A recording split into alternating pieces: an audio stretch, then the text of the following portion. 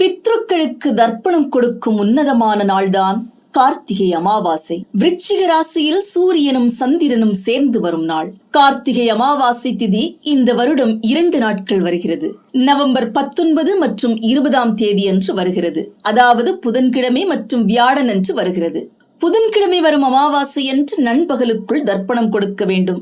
காகத்திற்கு உணவு கொடுப்பது, இயலாதவர்களுக்கு அன்னதானம் கொடுப்பது என்று இந்த நாளை சிறப்பிக்கலாம்.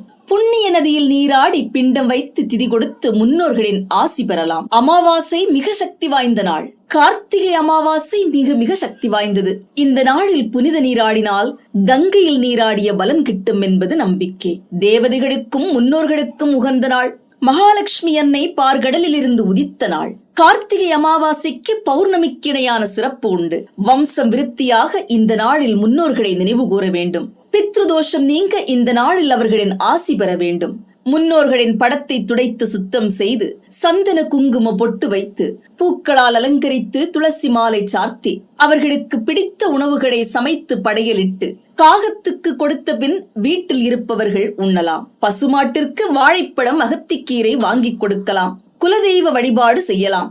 எண்ணெய் தேய்த்து குளித்து அசைவத்தை தவிர்த்து வீட்டை சுத்தமாக வைத்துக் கொள்ளுங்கள். மகாலட்சுமி அன்னையின் அருள் கிட்ட இன்று மகாலட்சுமி அன்னையை வழிபடுங்கள். விநாயகர், நரசிம்மர், ஆஞ்சநேயர், காளி தேவி என்று உங்களுக்கு பிடித்த தெய்வங்களை வழிபடலாம். செல்வச் செழிப்பு, பணவரவு அதிகரிக்க முன்னோர் வழிபாடு செய்யுங்கள். சூரியன் மறைந்த பிறகு மண் அகல்விடக்கெடுத்து நல்லெண்ணெய் ஊற்றி ஒளியின் வடிவில் இருக்கும் இறைவனை வழிபடுங்கள். கார்த்திகை அமாவாசை புதன்கிழமை என்று வருவதால் பெருமாளை வழிபட்டால் கூடுதல் பலன் கிட்டும். மாங்கல்ய தோஷம் நீங்க முன்னோர் வழிபாடு செய்யுங்கள்.